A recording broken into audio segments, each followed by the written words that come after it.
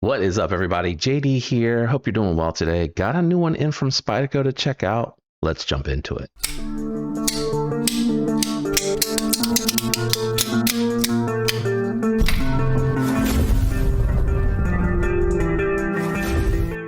All right, guys, been a little bit since I've had a new Spyderco in, and this is a new model that I waited a little while to get because I wanted to see if there was going to be a little bit of a more interesting steel. They do a lot of their base stuff in S30V, which they do very well, but I've had enough in it that I wanted to try and look at something new and different. So we have the new Spyderco Bodacious, and this one, as you can see, coming in the Spy 27.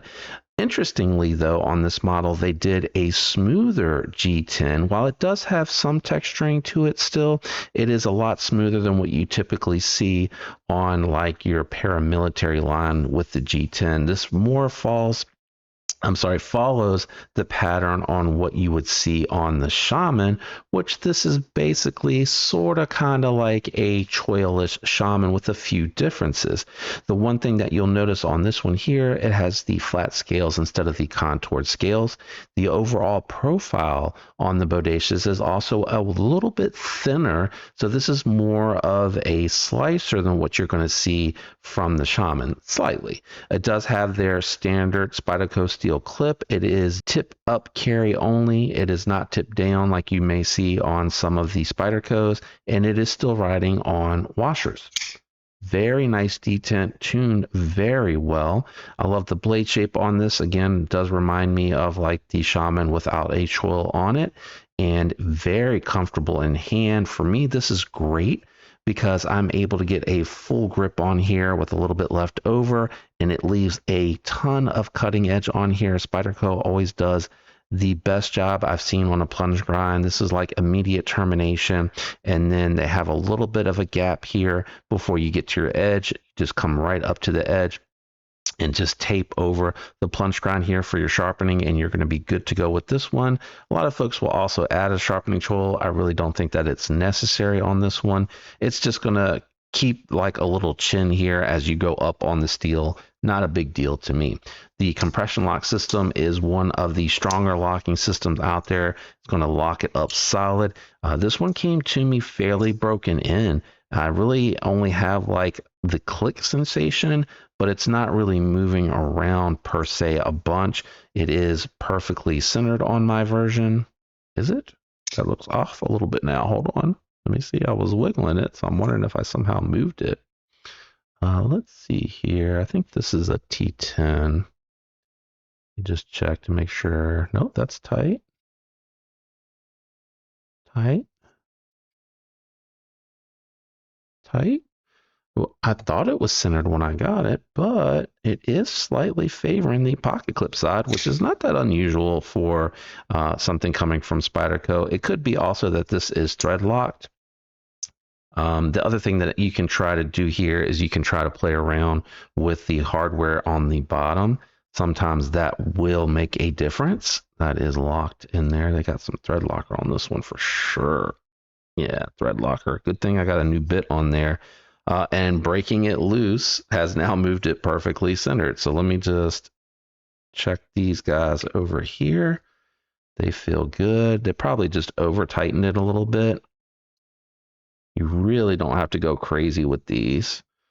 Yeah, so literally, if you can tell on camera, that I literally just loosened the two on the pocket clip side and did a decent tight down on it, and it brought it back center. So I don't know if maybe it looked centered earlier. Yep, staying centered. Detent's tuned well on this. The reverse flick, Spidey flick, and slow roll are very satisfying, which is what I remember about the Shaman. I think it actually looks really good too. I wasn't sure what it would look like without the choil. But the Bodacious does a really good job keeping a very good aesthetic. I like the leaf shape on it a little bit more than the... I don't have any of my paramilitary knives, but the kind of hump and drop down, I like that on this, the Sage 6, the Manix 2, the Native. I think that's a better looking blade shape. Now, this thing was absolutely factory fresh sharp going down to the garage to cut with it. I didn't cut anything before that, so excellent factory edge, excellent slicing geometry, moved through the dense material very nicely with no resistance felt at all. It was almost effortless to cut. And then with this type of leaf shape, it still has a very good utility purpose draw cut that gives you a lot of control and able to move through there. It gets to an acute enough tip to where it is very effective. Now, of course, with some sharpening, the tip will thicken up a little bit. But I think the thing that I like about the Bodacious and the Shaman and the Manix 2 is that it does get to an acute tip, but it is strong enough there to where it can handle some puncture tasks and things of that nature where I don't worry about it chipping. Let's go ahead and get into some size comparisons, then we'll weigh the knife and wrap it up with final thoughts and impressions. So I did want to bring out a couple of my USA folders here. I carry these to a ton. The Manix 2 lightweight salt series with the magnet cut. These are really good EDC sizes. The Bodacious being just a touch bigger, not a whole lot, not a ton to where you would not make this easy to EDC. As a matter of fact, I do carry this on a daily. I have the Shaman, which I've had many of, and then now the first Bodacious. And then the Bug Out, a little bit more of a thinner, lighter carry. Kind of what I think the Bodacious is done is it's not necessarily a lightweight, but I think it'll be a lighter version of the Shaman, which we'll check here in just a minute. A couple more size comparisons and then we'll grab that scale. All right, guys, I wanted to bring out the Zon, which is kind of what I think lining up the best out of everything that I kind of carry USA made wise. With the Bodacious, I keep wanting to say the Shaman. The Bodacious is, as far as size, the Bodacious is a little bit longer overall, a little bit more cutting edge overall, and a better, I think, universal blade shape, whereas I feel like the Umanzan here with this particular blade shape, more of your puncturing task and cutting type thing. And then we have the Golden Design Subcaliber, just something a little bit smaller, a little bit more EDC friendly, kind of close to that Bug Out size that I thought would be a good frame of reference. Now, let me get these out of the way. We're going to grab that scale and check the weight on this one to see if it really does feel like it is a little bit lighter than a Shaman. All right, scale out and on. I'm still thinking, I feel like my Shaman, I can't remember with the G10 scales. I want to say it was over 5 ounces. I don't know that this feels that heavy, but it still is a big piece of steel, and you do have steel liners nested into the scale and a steel backspacer, all steel hardware and steel pocket clip. So as I'm talking about this, I think this may still be kind of close to that 5-ounce range. So 4.5 ounces. So it is technically a little bit lighter than the Shaman from memory. I apologize if I'm getting that wrong, but I want to say that my Shaman and my Padre were like around 5.2. Those were two that I kind of rotated a lot with. Now, I know that I threw carbon fiber scales on it at one point, but I cannot remember if it was lighter or heavier with the G10 versus the carbon fiber. So my memory may be a little fuzzy when it comes to that, but I do think this is overall just a touch lighter for a carry. 4.5 ounces is not bad at all, in my opinion. You could do some titanium hardware. You could probably find a titanium backspacer and maybe save a little bit of weight on here, but it's really not that heavy. Let me get the scale out of the way. We'll go ahead and wrap it up with final thoughts and impressions. All right, guys, final thoughts and impressions on the Bodacious. I'm going to preface this before we get into it by saying the Shaman probably is my favorite all-time Spyderco for EDC. I liked carrying it, using it. It was an easy carry. It was a really good user. I liked the compression lock. I liked the size for me personally. I love my Manix 2 lightweight, but I really loved the Shaman. Now, what has happened here in the short amount of time that I've had this one, just a few weeks, I wanted to carry it in its raw form without doing any mods or anything to this. This has definitely taken the place of the Shaman. Now, I am curious to see if there are going to be any like slightly contoured scales versus flat scales to see how this feels, but it's very comfortable. It gives me a little bit more room than my Manix 2 does. My Manix 2, I'm a little tight. As you can see, I land on the hump, which is rounded, so not uncomfortable. And then with the Ford Choil, it is a first, second knuckle choke up for me. But I really like this for EDC. It's a great blade shape. It is useful. You can see a little bit thinner out towards the tip on the Manix 2 lightweight. But a very similar blade shape. And then this is kind of how the Shaman is done, where you are losing a little bit of the blade's edge because you're getting that 50-50 choil.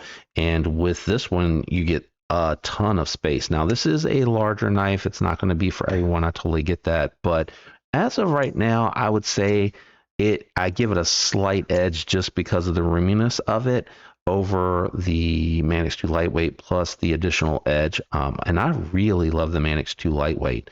Now, I do take into account the price point, which I think is fantastic. USA made, Spyderco's proprietary steel on the Spy 27. My understanding, and I'm going to research and learn more about it, is it is pretty much on par for edge retention for like a S30 or an S35 VN. Same toughness and corrosion resistance. It's just, I believe that this is their special formula. So it may be that this is perhaps easier to maintain the edge, sharpen it, etc. And it has a fantastic factory edge. And the build quality on this feels really well done. You know, Spyderco here lately, I've picked up quite a few. I feel like they're becoming a little bit more consistent with their build quality, which I really appreciate. I love this blue, and the smooth G10 on here does not bother me because I'm really locked in. Now, we'll see if I get sweaty or my hands get wet, if I feel like I start to slide around on the G10. But with the slight bit of texturing that they put on here, it does feel like it's plenty grippy to me. I'm a fan of the compression lock. I know that lefties can't really use this one because you got to like come out here and pinch it. So it is a little bit weird to kind of use it left-handed. There's no real easy way to use it unless you want to use the thumb, kind of let it drop like a back lock, and then you want to kind of shake it closed, which this is not broken in enough to quite do that. All right, where am I at on this one for my final thoughts and impressions? First, I'd like to ask if you enjoyed the video. Definitely leave a like. It would be appreciated. A comment does help the algorithm. And if you're not subscribed, consider subscribing. I'd love to have you follow along. A reminder that affiliate links down in the description also help the channel if you use them, and those discount codes where available will help you, and they're identified next to the place that the link will take you to. I grade on a scale of 1 to 10. 1's the worst, 10 is the best. I do take into account the materials used. Now, I know G10's not an exotic material, but the USA made user mentality of this with its proprietary super steel on it, and I am going to classify Spy 27 as a super steel if it is being compared to like S35, S30, or S45 VN, those steels, as far as what this compares to. I do consider that a super steel because you're going to get phenomenal edge retention and use out of it. It is going to be tough and corrosive resistant, so I do like that about this one. So having said that, in all that in mind, I'm actually at a 9.4 on the Bodacious. That's how much I really, really like this. And I think my Manix 2 lightweight is sitting at a 9.2. I'd have to go back and look at the video to remember for sure. So that just goes to show you how close these two are for me in particular. It does look like there is going to be a lot of aftermarket coming. I actually ordered some scales for this to see if I wanted to install it on this one, or if I want to leave this one as is and wait for a maybe a S90V or a Magna Cut version or something other than this one to come out to do this one. I doubt it. I think what will happen is the stuff will come in and I'm going to probably build this right away. So you guys want to definitely tune in for that, because that'll include part being of it, a disassembly being part of the install of the scales and whatnot, and you'll have to wait to see what those are going to be. But I really like the Bodacious a lot. It's fun to see a new model from Spyderco. I know we don't see them as often. They stay with their tried and true, which is great for aftermarket, right? You know, no matter when you pick it up, that aftermarket support that's out there for the knives that they carry is going to be there. Let me know what you think about the Bodacious down in the comments below. Seriously, guys, I'd love to hear that. Be a friend, tell a friend something nice that may change their life. Thanks for hanging out with me today. I'm out of here, guys. I'll catch you on the next one. Peace.